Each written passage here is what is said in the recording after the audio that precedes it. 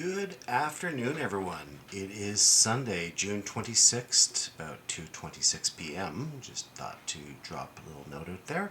It is a scorching day out there. I was out taking a walk with Kihiki and got back and just getting myself prepared to go out and endure the sun a little bit longer to cut the grass because it really needs it. So I just wanted to follow up on yesterday's event. So I was at the Troy Scott Invitational Golf Tournament.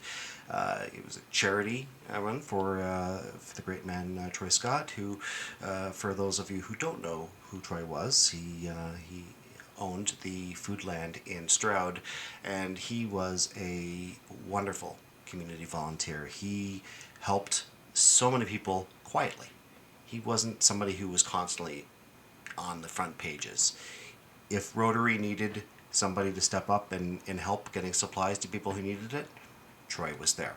He was a friend to all of us, and his loss during COVID was a huge loss to Innisfil. So I was very proud to be amongst a small group of Rotarians to be on site and play, because as I've mentioned in previous episodes, never really played golf before. Once I was out on a course, I think I was 14 years old, with a bunch of friends, Mike Saracen, Glenn Gaia, and somebody else, I can't remember who. And we were out at one of the golf courses in Pefferlaw. I don't think anything with any serious amounts of it. And of course I have some experience on driving ranges, a story that I will tell certainly another day. But let's talk a little bit about the Troy Scott. All right, the Troy Scott Invitational Tournament. So here's a picture of Al Gilchrist and our president Dean Bercier with the flag that they brought. Troy was a great friend to Rotary, as I've mentioned before, and he makes sure that a lot of the proceeds from this event go back to Rotary because he knows and trusts that we get the money out to who needs it the most. And that's been one of our major events to get people who are truly deserving of the money get it. So a long day. We teed off about 2 o'clock and didn't finish until well past 8:30. Very long, and it was a hot day. But we had fun. Was I the best golfer on the course? Heck no. But from time to time, I would make that one surprise shot that Dean or John, who was part of our foursome, would go, "Where did that come from?" And just, I'm working out the math. Sometimes I get it, sometimes I don't. But you know what? It was for fun. It was for camaraderie. And I really enjoy doing it. And I would happily go out there again. And maybe one day I'll get decent. Not expecting miracles, but it's fun anyway. All right, so yeah.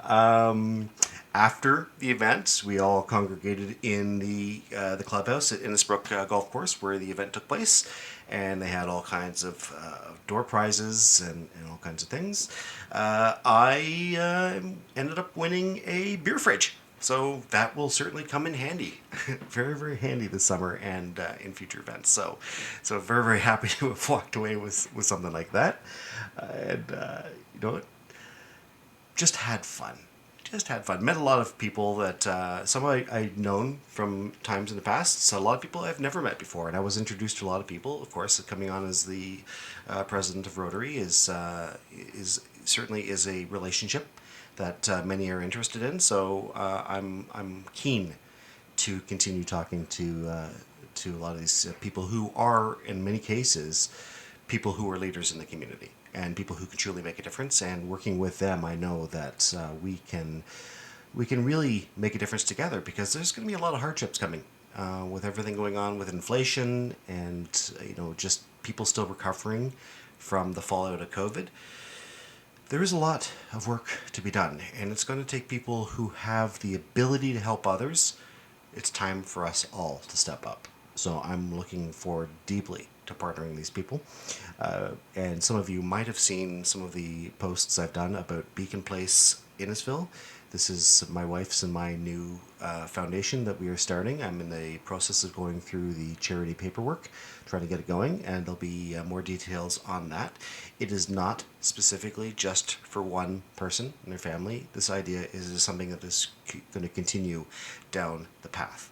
We are going to be working to get transitional housing for those who need it, not just one. And that is something that will certainly be discussed as we get further down the this rabbit hole that we have suddenly run in, because this has all happened within 2 weeks. This is just boom. It's going to be quite the adventure. So yeah, and the trailer that we will be using is going to be here in a week and a half, and so it's people like Troy who've inspired people like myself, and I know that he inspired others, and it's time that all of us come together and begin continuing to inspire others, because the youth of today don't necessarily know how to really volunteer. They really don't understand a lot of this the process, and it's up to us to give them the tools and the know-how to going forward, because as the future world leaders that we really need them to be, we need them to be good people, and make the right decisions, unlike a horrible decision that just happened down in the neighbors south of us, that I'm not going to go into, because I find every time I talk about things out of a truly political bent, Facebook has a tendency to slam at me. I actually lost my entire first Facebook profile of 12 years of material, of all positive material, by the way, because I talked about cancer, helping people with cancer. Facebook cut me off. What's up with that? So, yeah, we move forward. We move forward. We move forward together. So, everybody, thank you. Thank you to all of Troy's family and friends for continuing to have this particular tournament, and for all of the other community leaders that truly make a difference. You are always going to be my friend. Thank you, everybody. Enjoy the great day.